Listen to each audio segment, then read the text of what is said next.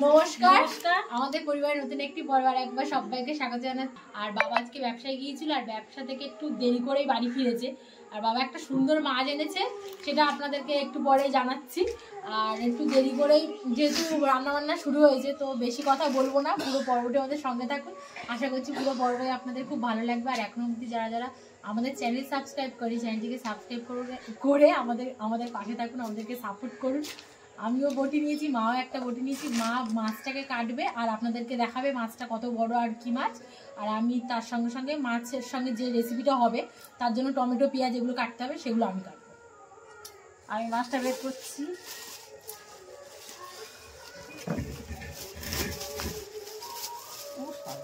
বিশাল বড় মাছটার নাম কি?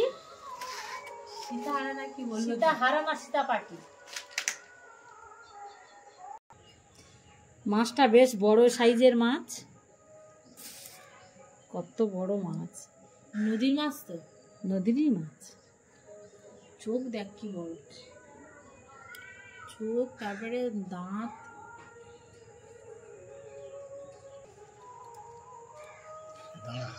ও বাবা, এই গালে যে বড় দাঁত আছে, দাঁতের চাপ জ্যান্ত থাকলে চাপ পড়লেই আঙুল কেটে যাবে।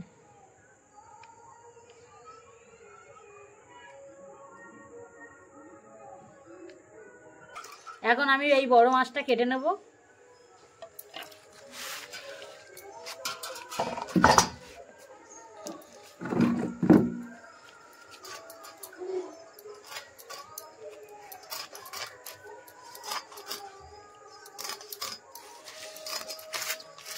বিশেষ করে এই সীতাপাটি মাছ কাটা খুব সহজ।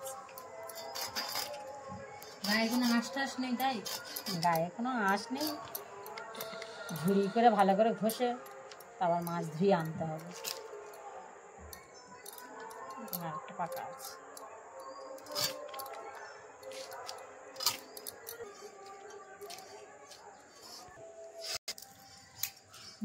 মাছটা ওই গায়ে, মাছের গায়ে যে সিলভার মানে যে প্রলেপটা রূপালি রঙের, সেই মাছের গায়ে তো আঁশ নেই, সেটাই মা বটি দিয়ে ভালো করে ঘষে তুলে দিচ্ছে। পুরো দেখা যাচ্ছে যে পুরো মানে বটির গায়ে লেগে আছে। আবার ঝুড়িতেও ঘষলে উঠে যায় বলো? হ্যাঁ,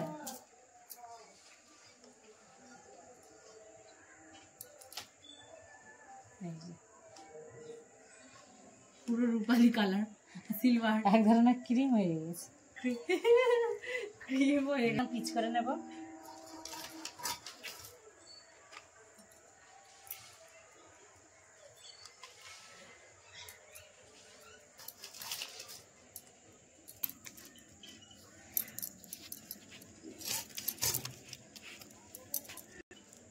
এই মাছের কিন্তু একটা আলাদাই স্বাদ। একদম টমেটো আলু দিয়ে একদম মাখা মাখা করে রান্না করতে হবে।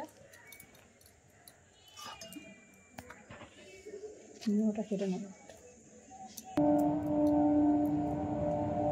মাছের যে দাঁত সেটা কেটে বের করে দিয়ে দিয়েছি। ফুলকাটা বের করে দিই।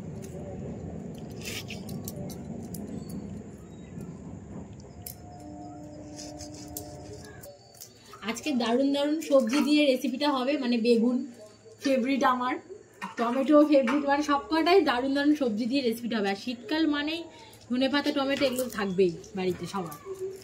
আর নোনা মাছে টমেটো ধনেপাতা পেঁয়াজ রসুন দিয়ে একটু ভালোভাবে রান্না করলে একটা আলাদাই স্বাদ।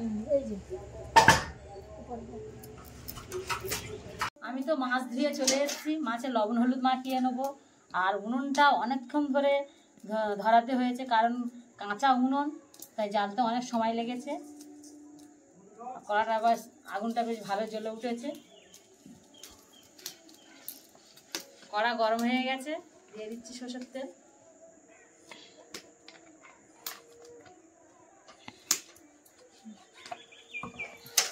মাছটা মাখিয়ে নিচ্ছি ঝুড়ির মধ্যে। আমি এখানে মায়ের পাশে বসে সবজিটা কাটছি। আর অনেকে কমেন্ট করেছে যে মায়ের পাশে বসে রোজ কেন করি না, সব মা একাই করে নেয়, কিছু করতে দেয় না।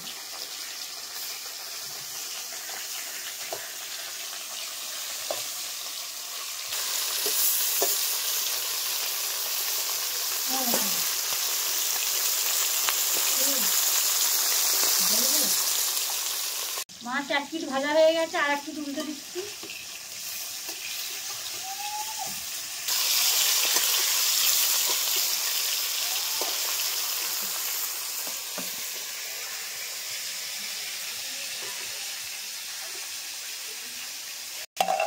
আর আমি কিন্তু এদিকে সব সবজিগুলো এক এক করে কেটে দিলাম, ধনে পাতাটা বাকি দিলাম, সেটাও কেটে দিলাম।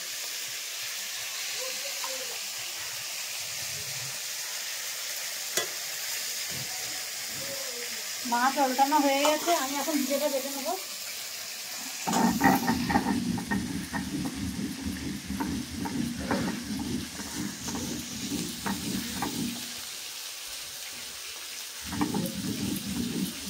এদিকে আমার মাছটা ভাজা হয়ে গেছে, আর ওদিকে কিন্তু মশলাগুলো আমার বাটাও হয়ে গেছে। ভাজা মাছগুলো তুলে নেব, লাল লাল করে ভেজে নিয়েছি। লাল লাল করে মাছগুলো ভাজা হয়ে গেছে, তুলে নিচ্ছি। মাছ ভাজা কড়াতে তেল আছে অল্প, আরও একটু তেল দিয়ে দিচ্ছি। প্রথমে আলুগুলো আমি ভালো করে ভেজে নেব লবণ দিয়ে।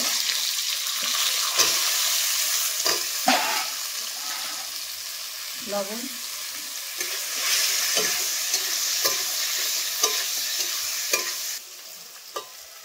আলুগুলো প্রায় লাল লাল করে ভাজা হয়ে গেছে, আর একটু চাপা দিয়ে আর একটু ভালো করে ভেজে নেব।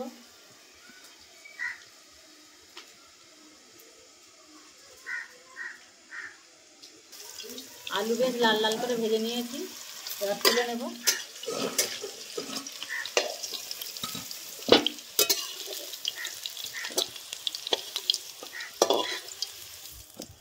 পাঁচ ফোড়ন, শুকনো লঙ্কা, তেজপাতা, কোচানো পেঁয়াজ,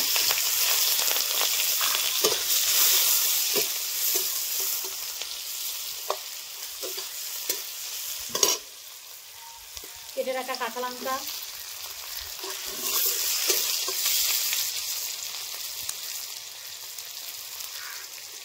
বেটে রাখা আদা রসুন পেঁয়াজ একসঙ্গে বাটা,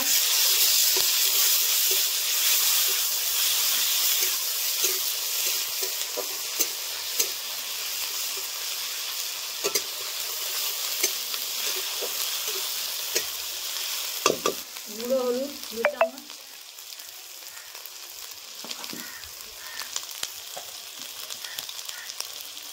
লঙ্কা গুঁড়ো 1.5 চামচ, আর একটু ভালো করে কষিয়ে নেব। সামান্য একটু জল দিয়ে ভালো করে কষিয়ে নেব।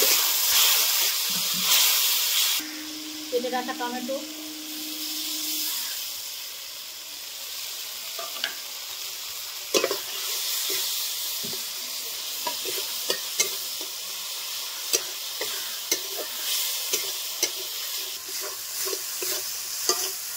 মশলা ভালো করে কষিয়ে নিয়েছি, এবার ভেজে রাখা আলুটা দিয়ে দেবো।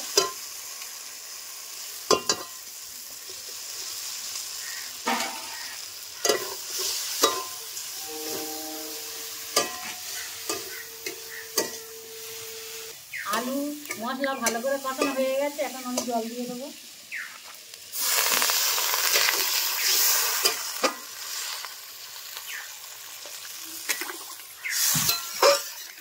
ঝোল ফুটে উঠলে মাছটা দিয়ে দেবো, এখন চাপা দিয়ে দিচ্ছি। ঝোল ফুটে গেছে, এখন মাছটা আমি দিয়ে দেবো। ঝোল ফোটার সাথে সাথে আলুও সিদ্ধ হয়ে গেছে। ভেজে রাখা মাছ দিয়ে দিচ্ছি, কাটা টমেটো, জিরে বাটা,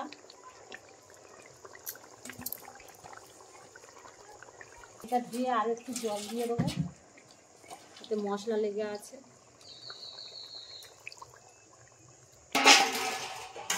খুন্তি দিয়ে আর নাড়লাম না, চাপা দিয়ে দেবো। চাপা খুলে দেখে নেবো কেমন হয়েছে।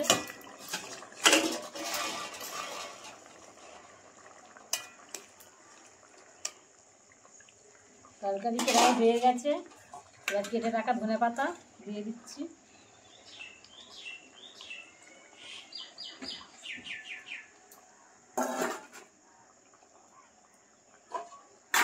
একবার চাপা দিয়ে দেবো।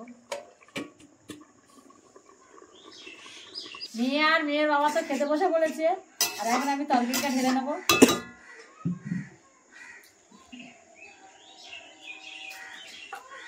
গরম করা, তাও আমার ডান্ডাটা গরম লাগছে না। তরকারি তো দেখে আমার জিভে জল আসছে। দাও দাও তাড়াতাড়ি দাও। আর অনেকদিন পর বাড়িতে এই মাছটা রান্না হয়েছে।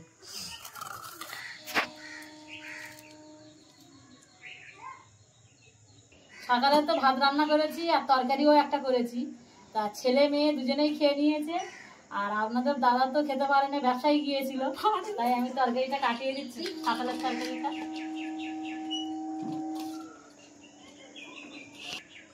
আপনাদেরকে একটা কথা বলি, হাসলাম একটু আগে। মাকে একটা কথা, মানে যে কথাটা যে পারে না ব্যাপারটা, মানে আমরা যেটা বলি পারি না বা পারিনি, মা সেটা পারেন নিয়ে বলে ফেলে। মানে ওই জন্য মাকে অনেকবার বলেছি, মানে আমি ভাই অনেকবার বলেছি, তাও সে মা সবসময় ছোট থেকে বলে আসে, তো ওই কথাটা আর চেঞ্জ হয়। তো আপনারা অনেক ভিডিওতে হয়তো শুনেছেন, কেউ অবশ্য কোনোদিন কমেন্ট করেননি, তো সেই জন্য অনেক অনেক ধন্যবাদ। আর আমরা ভাবি হয়তো কোনোদিন হয়তো হঠাৎ করে কেউ কমেন্ট করে ফেলবে, কমেন্ট করলে অবশ্যই শুধরানোর চেষ্টা করি, আমরা নিজেরাও শুধরানোর চেষ্টা করি মানে এই কথাটা। তো সবাই যে যার ভাষা, আঞ্চলিক ভাষা, এই যা গ্রাম্য ভাষা, তো সেটাই তো হবে। যাই হোক, তরকারি দাও, খিদেও পেয়েছে, দুপুরও হয়ে গেছে। চলো মাছ দেওয়া আর না না। আর এই সীতাপাটি মাছ, সীতাপাটি না সীতাহারা, যাও একটা মাছের নামটা, কি মাছের নাম, ছোটবেলায় খুব খেতাম, তো এখন আর খাওয়া হয় না খুব একটা, তো অনেকদিন পর আজকে খাবো। অনেকে আবার বলে পাতা মাছ, না তো বাঁশ পাতা। পাতা মাছ, পাতা মাছ, বাঁশ পাতা মাছ। তো যাই হোক, সকালের তরকারিটা খুবই ভালো হয়েছে। আর একটু দেবো? না, আর দিতে হবে না, এখন একটু দিয়ে খাই, তারপরে ওই মাছের তরকারি তো খাবো।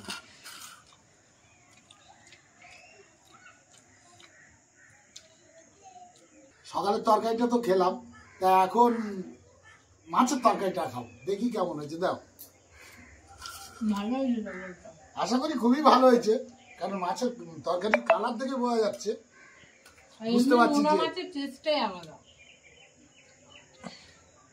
আলু খাও না, ঝোল দিয়ে দিচ্ছি। ঠিক আছে।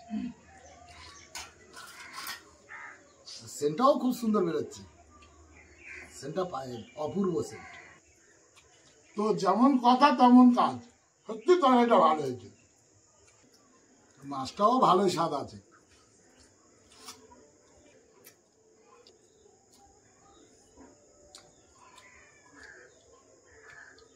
তো যাই হোক, সত্যি তরকারিটা সুন্দর হয়েছে। আর খাওয়া দাওয়া প্রায় আমাদের শেষের পথে। আর পর্বটা কেমন লেগেছে অবশ্যই কমেন্ট করে জানাবেন। মাছটার সাইজটা আর মাছটা কেমন লেগেছে আপনাদের, আর কারা কারা খেয়েছেন অবশ্যই কমেন্ট করে জানাবেন, কারণ এইসব মাছ খুব একটা সবাই খায় না, আর খুব একটা দেখাও যায় না, খুব রেয়ার মাছ। তো এতক্ষণ আমাদের সঙ্গে থাকার জন্য ধন্যবাদ। অবশ্যই পরবর্তী লাইক শেয়ার করবেন, অবশ্যই শেয়ার করবেন, আর কমেন্ট তো করতে ভুলবেন না, কারণ আমি সবার কমেন্টই দেখি, সবার কমেন্টের রিপ্লাইও দিই। আপনারা ভালো থাকবেন, সুস্থ থাকবেন, এভাবে আমাদেরকে সাপোর্ট করবেন।